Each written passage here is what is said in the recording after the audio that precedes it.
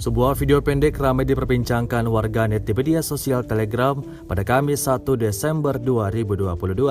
Dalam rekaman tersebut memperlihatkan deretan kendaraan militer BTR-82AM yang diangkut dan melintas di rel kereta api. BTR-82AM adalah sebuah pengangkut personel lapis baja amfibi beroda 8x8 yang dirancang di Uni Soviet.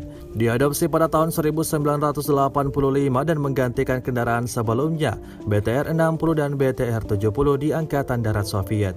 Diketahui ini pertama kali dikerahkan selama Perang Soviet-Afghanistan dan kembali dioperasikan lagi pada Perang Rusia-Ukraina. Sejumlah kendaraan militer BTR-82AM digadang-gadang akan memperkuat pertahanan angkatan bersenjata Rusia.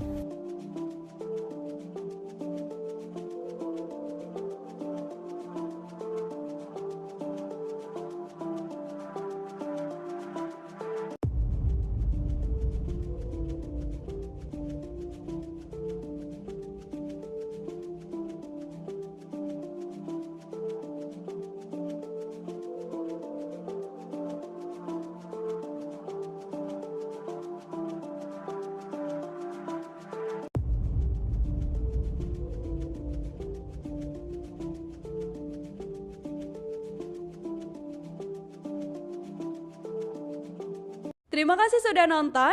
Jangan lupa like, subscribe, dan share ya.